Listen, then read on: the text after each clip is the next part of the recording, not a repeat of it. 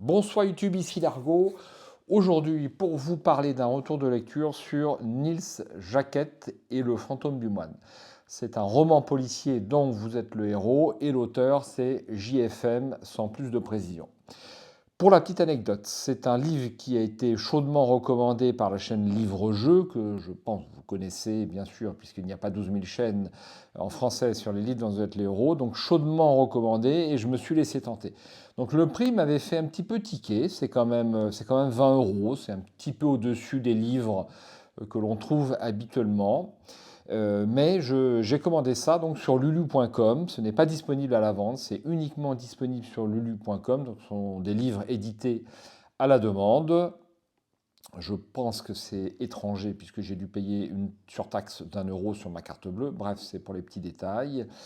Et pour la petite histoire, donc j'avais demandé à la chaîne Livre-Jeu de me rembourser si je n'étais pas satisfait. Qu'il soit rassuré, ça m'a énormément plu et c'est de ça dont je souhaite vous parler aujourd'hui, si vous êtes d'accord, juste après le petit générique.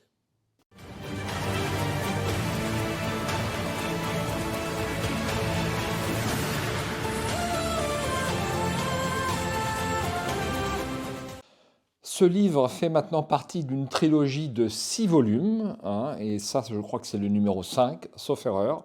C'est l'avant-dernier, si je ne me trompe pas. Et écoutez, c'est un objet livresque non identifié, parce que ce n'est pas disponible dans le commerce. C'est quelque chose d'assez particulier. Quand j'ai commandé, je m'attendais à recevoir quelque chose d'assez amateur, du fait que ce ne soit pas professionnel. Eh bien, c'est tout le contraire. Donc, vous pouvez voir que c'est un sacré pavé, comme vous pouvez le constater donc, à l'image. Ça compte environ celui-ci 800 paragraphes. C'est écrit relativement petit. Il y a largement de quoi faire. Quelques illustrations. Et c'est vraiment un coup de cœur. Donc je vais essayer de vous détailler pourquoi c'est un coup de cœur, ce bouquin. Mais on va d'abord se pencher sur le petit résumé qui est ici. C'est bien le numéro 5, Les enquêtes de Niels Jacquet, volume 5. Noire-Rive, petit village en bord de mer. Peu touristique en raison de son climat pluvieux et de ses habitants peu commodes. Et de son manoir maudit. Un horrible meurtre y a été perpétré il y a plus d'un siècle et le fantôme du mort rôderait encore dans les parages, racontent les vieux du pays. Le baron de Rochedieu, tout nouveau propriétaire des lieux, ne croit pas aux revenants. Toutefois, il vous a invité, vous, le détective privé Niels Jacquet, à séjourner quelque temps sous son toit, afin de veiller à sa sécurité. La menace s'avère différente de tout ce que vous pouviez imaginer quand, lors du repas, le fantôme apparaît et annonce la mort de l'un des invités présents. Pris au piège dans cette maison hantée, saurez-vous résoudre le mystère et vous montrer plus fort qu'un adversaire qui n'est pas fait de chair et de sang. Cette aventure ne fait pas intervenir le hasard sous forme de dés, vous devez résoudre le mystère par logique et déduction. Et donc de ce fait-là, vous pouvez le lire dans votre lit le soir. Et moi, ce livre m'a accompagné durant 15 jours de vacances. Et ma foi, j'étais ravi chaque soir de retrouver Niels Jacquet et puis monsieur, comment s'appelle-t-il, monsieur Rochedieu et sa fille Julie pour une aventure dans ce manoir. Donc effectivement, il s'agit d'un week-end dans ce manoir hanté qui s'étale sur quelques jours et il va vous arriver beaucoup d'événements assez surprenants dans ce week-end et l'ambiance est très très bien rendue. Donc comme vous pouvez le constater, c'est inspiré d'Agatha Christie et de Sherlock Holmes. L'auteur s'en réclame, hein, sans s'en cacher. Et c'est vraiment au niveau livre dont vous êtes l'héros. Donc on va débuter un petit peu cette critique en vous indiquant ce qui m'a beaucoup intéressé, c'est qu'il y a vraiment beaucoup de chemins possibles.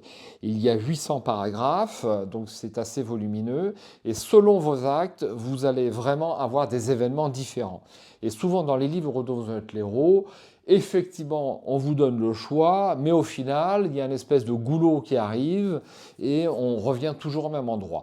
Ici, l'aventure peut vraiment se dérouler de façon très différente, Des gens peuvent parfois mourir et ne pas mourir dans le livre selon vos actes. Et il y a différentes façons de résoudre ce livre. Une fois que vous pensez l'avoir résolu, en fait, non, vous ne penserez pas l'avoir résolu, puisque, deuxième point très intéressant sur ce livre, on a une petite grille à la fin, alors je vais essayer de ne pas vous spolier. Donc voilà, c'est ici, je vous cache le côté comme ça, et vous pouvez voir qu'ici, on a, selon le nombre d'échecs, eh bien, vous serez maître détective, détective pro, etc., etc. Donc, moi, il m'a fallu une dizaine d'essais pour, on va dire, trouver le fin mot de l'histoire.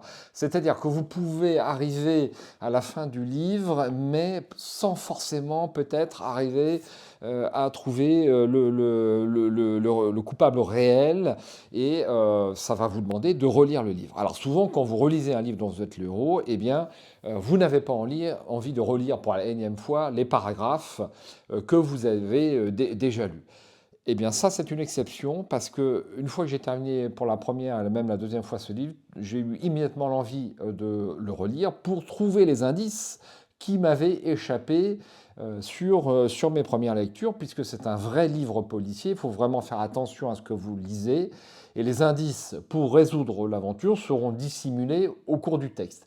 Rien de pire dans un livre dont vous êtes l'héros que des choix aléatoires. À gauche, tu meurs, à droite, tu vis, sans que le texte n'indique un indice pour faire le bon choix. Donc ça, c'est vraiment super.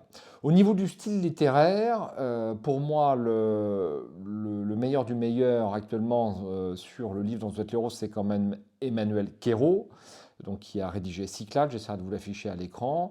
Et je dirais que JFM, donc l'auteur, sans atteindre le style de Quérault, parce que je pense que ce n'est pas un auteur professionnel, eh bien, a un style assez naturel et, ma foi, assez rafraîchissant. Un style assez populaire, un petit peu inédit, mais ça passe très très bien. Donc je ne pense pas que ce soit un professionnel écrivain. Néanmoins, c'est bien rédigé. C'est bien rédigé parce que je suis très sensible à ce point. On a du vocabulaire, de la tournure de phrases, on a de belles descriptions des scènes, et c'est vraiment très sympa. Je peux vous parler de l'édition. Donc je m'attendais, en commandant sur le Lu, à recevoir quelque chose d'un peu, enfin, je ne dirais pas un assemblage de photocopies. Je n'irai pas jusque-là, mais on en est fort loin, puisque l'édition, moi, je la trouve super bien faite, hein. Vraiment, c'est très agréable à lire dans toutes les positions, que ce soit dans votre lit, dans un fauteuil, où vous voulez, à transporter. C'est de bonne qualité. Moi, ça me va très, très, très, très bien. Donc, je crois qu'il existe des éditions avec une couverture cartonnée quelque part, parce qu'à une époque, c'était Brocéliande. Personnellement, moi, cette édition-là me convient très, très bien. Alors, plutôt que de continuer à vous parler, à blablater, eh bien, je voudrais vous lire au moins les premiers paragraphes de Neil Jacket et Le Fantôme du Moine, donc un livre forcément que je vous recommande d'acheter. Rassurez-vous, le fait d'avoir lu le premier paragraphe ou même les quelques premiers paragraphes ne vont pas vous spoiler l'enquête, il n'y a pas de souci là-dessus. Alors, que je me mette un petit peu à l'aise pour vous lire ça. La maison hantée. Mordieu! Sur ce juron bien senti, vous serrez les dents et encaissez le choc. Vos phares ont révélé l'ornière au dernier moment. Vous n'avez pas voulu donner ce coup de volant à cause de la chaussée détrempée. Vous seriez à coup sûr sorti de la route. Un chaos vaut mieux que le chaos. Cela fait près d'une heure que vous conduisez sous cette pluie d'orage et, depuis que vous avez pénétré dans cette forêt obscure, sans aucun lampadaire depuis le dernier village, la nuit semble vous avoir englouti. L'automne est-il toujours aussi sombre et violent dans cette région? L'eau ruisselle sans discontinuer sur votre pare-brise. Vos essuie-glaces peinent à l'évacuer. Vous devez presque coller votre nez à la vitre pour distinguer les limites de la route. La route, parlons-en. Un vieux chemin défoncé, oui. Même votre GPS dernier cri paraît ne jamais en avoir entendu parler. Vous avez pourtant demandé l'itinéraire à un vieux du pays, un vieux qui avait l'air d'un vieux du pays, tout du moins. ou qui vous a fait une vilaine farce, un vieux mystérieux. Votre smartphone se met alors à sonner. Alors bon, qu'est-ce qui appelle à cette heure? Vous réalisez qu'il n'est que 17 heures. Le jour tombe de plus en plus tôt à cette époque de l'année et les ténèbres de l'orage sont telles que vous eussiez dit avoir roulé la nuit depuis des kilomètres. Comment allez-vous pouvoir rester concentré sur la route tout en répondant? Vous avez un kit-main libre, mais est-ce bien prudent? Vous voudriez vous arrêter, mais vous craignez de finir dans un fossé tant le contour des bas-côtés se dérobe au regard. Tant pis, vous décrochez. C'est l'agent Huntington, votre allié d'Interpol. C'est peut-être important. Allô, Douglas, comment allez-vous? En fait, non, ce n'était pas important. Votre ami voulait juste vous remercier une nouvelle fois pour l'affaire des braqueurs, que vous l'avez aidé à résoudre. Voir Nils Jaquette derrière les barreaux. Vous ne vous étiez pas téléphoné depuis. Il veut savoir si vous vous êtes bien remis. Oui, bien remis, et j'ai pu faire sortir de prison quelqu'un qui m'a aidé à cette occasion. Donc tout va bien. Douglas, je roule dans un lieu paumé, je crains de ne plus avoir de réseau bientôt. C'est d'ailleurs un miracle que vous ayez réussi à me joindre. Où allez-vous, Nils? À Noir Reefs. Je connais de nom, c'est sur la côte. Oui, ne dites pas que l'endroit est connu et touristique. Non, pas que je sache, mais je crois me rappeler qu'il s'était passé quelque chose là-bas, il y a quelque temps. Une histoire d'évasion, il me semble, lors d'un transfert de prisonniers. Un certain Aldo machin truc. Vous y allez pour ça? Non, non, j'y vais pour une enquête. Un notable du coin a reçu des menaces de mort. Soudain, vous êtes coupé, plus de réseau. Moment de déconcentration. Vous voyez au dernier moment quelqu'un traverser la route. Coup de volant. Vous faites une embardée, dérapez et terminez dans le fossé. Hébété, le cœur battant à tout rompre, vous mettez quelques instants à reprendre vos esprits. Vous n'avez rien de cassé, juste un palpitant qui bat la chamade. Vous sortez de voiture et scrutez la pénombre. Plus aucune trace de la femme.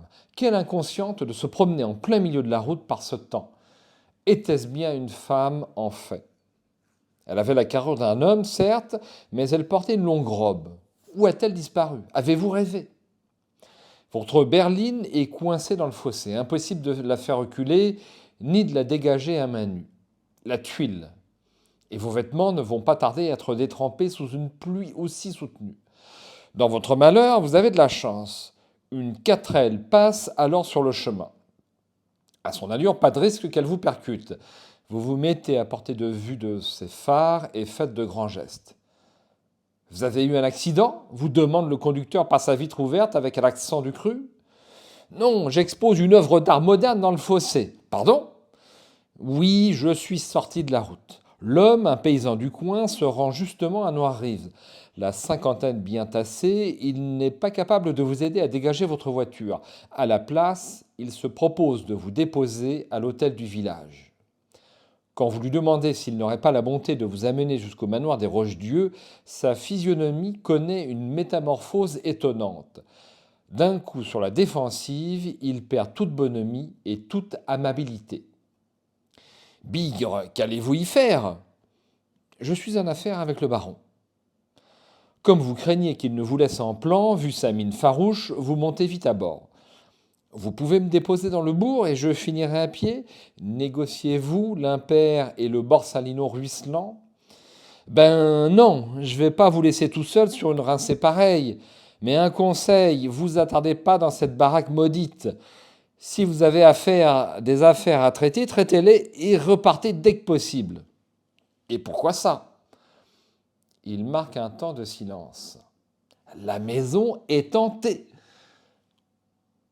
Comme vous faites chemin quart un quart à travers les ornières et le mur de pluie, vous cuisinez un peu votre sauveteur.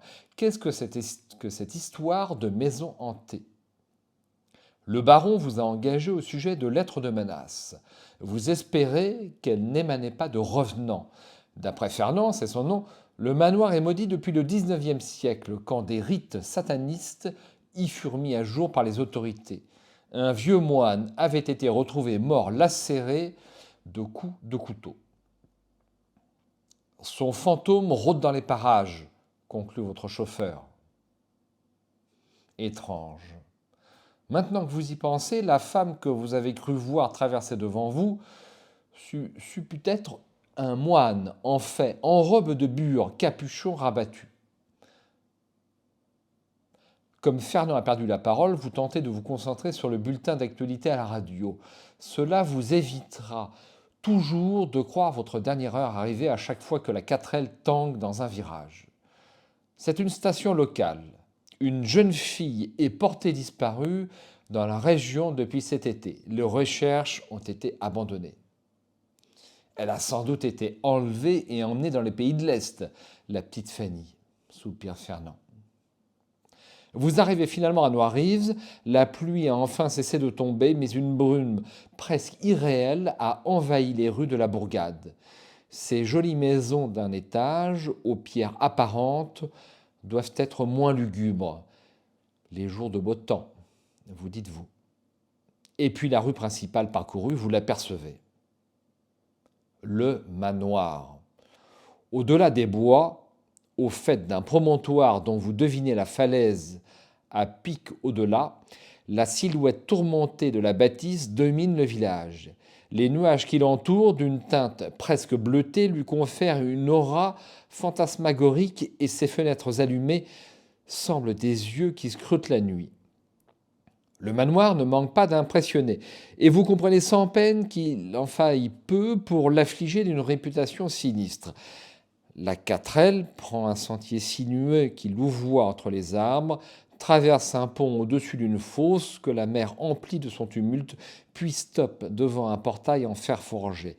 Les pointes qui le hérissent et les statues de gargouilles sur les piliers ne disent rien qui vaille au pauvre Fernand qui vous dépasse, qui vous dépose et repart sans demander son reste. Votre valise à la main, vous poussez la grille et vous vous pressez sur le chemin de terre. Un frisson vous parcourt l'échine. Roche-Dieu vous avez prévenu que sa demeure était pittoresque. Un sombre pressentiment vous chuchote qu'elle est bien davantage. Avez-vous bien fait d'accepter cette enquête ? Voilà pour la mise en jambe, si j'ose dire, le journal d'enquête. Donc c'est un livre pour lequel vous n'aurez pas besoin de dés.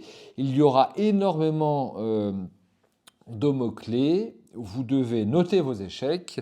Ça c'est bien parce que c'est étonnant que les autres livres dont vous êtes les héros ne mesurent pas le taux d'échec. Moi, je trouve ça toujours intéressant. Est-ce qu'on met 10 ou 20 échecs pour arriver au bout d'un livre-jeu? Est-ce que vous avez été mauvais ou bon? Moi, je trouve que c'est une idée très, très, très, très sympa.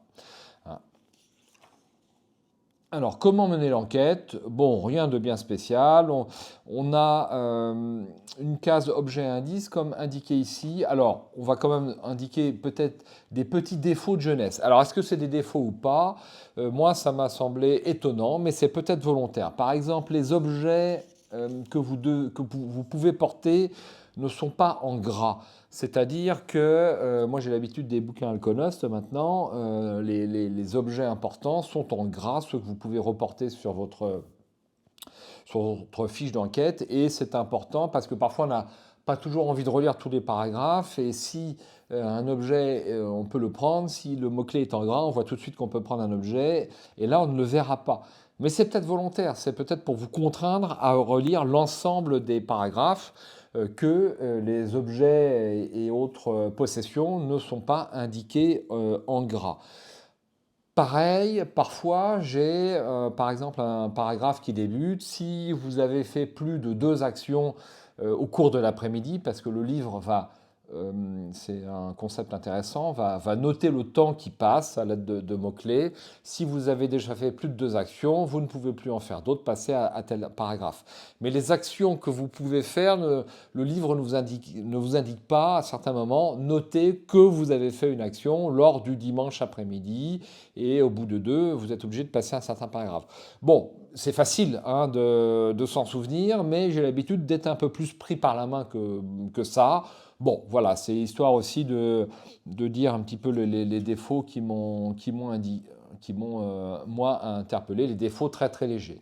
Hein, donc je reviens un tout petit peu dessus, le style est parfois légèrement familier et inhabituel pour de la littérature, mais ça passe très très bien. On est toujours ravi de relire tous les paragraphes qui sont vraiment très très copieux. Voilà, ça c'est un seul paragraphe par exemple. C'est monstrueux. J'ai vraiment été étonné de recevoir un tel pavé lorsque j'ai reçu le livre. Je m'attendais vraiment à... J'avais pas noté le nombre de paragraphes sur la chaîne Livre-Jeu, à 300 ou 400 paragraphes, quelque chose comme ça. Là encore, vous voyez, c'est vraiment écrit petit et il y a du volume. Je ne sais pas combien il y a de mots dans ce bouquin, mais l'auteur a beaucoup travaillé.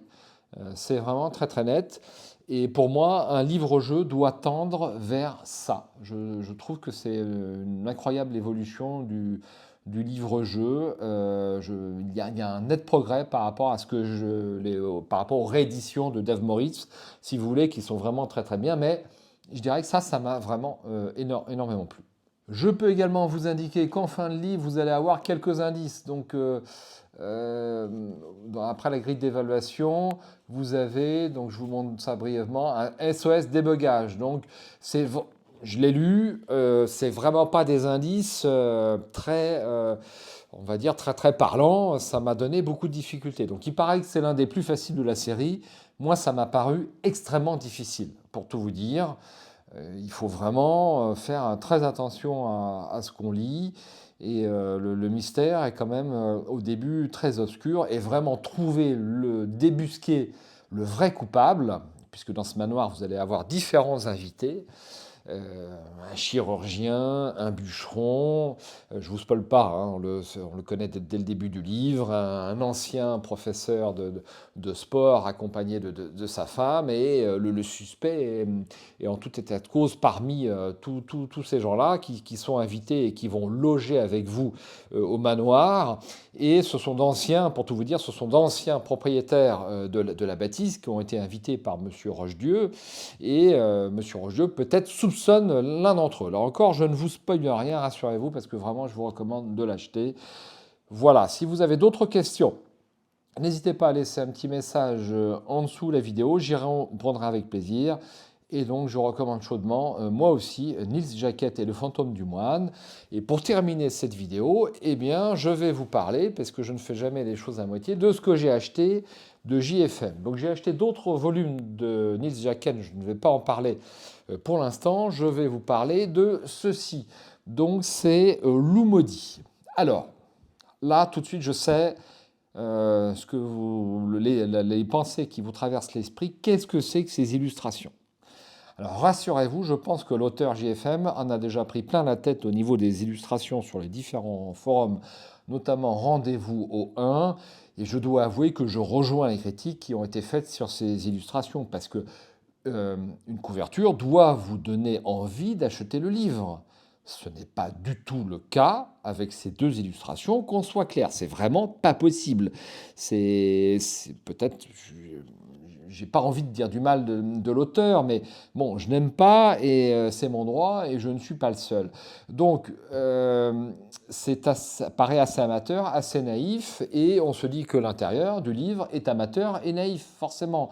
Donc, et ça, c'est un petit peu dommage. Donc vraiment, ces deux illustrations, je suis désolé, c'est à changer, ou alors l'auteur doit faire des progrès. Donc je suis en train de lire la Bible de la chevalerie mystique. Ce n'est pas un livre dont vous êtes le héros, c'est la règle pour le livre dont vous êtes le héros. Alors est-ce que ça valait vraiment le coup de faire un bouquin entier pour l'univers et la règle? Je suis perplexe, je donnerai un avis à la fin d'ici peu puisque je vais assez vite. C'est assez intéressant à lire, ça coûte 20 €, et acheter 20 € la règle pour les livres dont vous êtes le héros, donc ça c'est le premier volume de Loup maudit, donc c'est de l'Heroic Fantasy. C'est peut-être un peu tiré par les cheveux. Je ne vais pas donner une réponse maintenant, je donnerai mon avis un petit peu plus tard. Donc moi je préfère l'Heroic Fantasy aux enquêtes d'Agatha Christie et de Sherlock Holmes. C'est vous dire si j'ai vraiment apprécié ce livre, parce que c'est pas ma tasse de thé habituellement le roman policier. Moi je ne lis que de la science-fiction. du fantastique et l'heroic fantasy, point final. Donc c'est assez rare que je lise un livre policier, mais là, j'ai pas été déçu. Donc je vous dirais si c'est bien. Donc l'auteur est assez ambitieux puisqu'il nous parle de 13 volumes, rien que ça, pour Loup maudit. Écoutez, on va voir. Je suis impatient d'y être. On va jeter un œil quand même sur le nombre de paragraphes. Alors vous voyez, déjà 1300 paragraphes. On peut dire quand même que JFM n'est pas un feignant. Donc si JFM passe par là, eh bien, je le félicite et je vous dis à bientôt sur la chaîne. Ciao, bonsoir.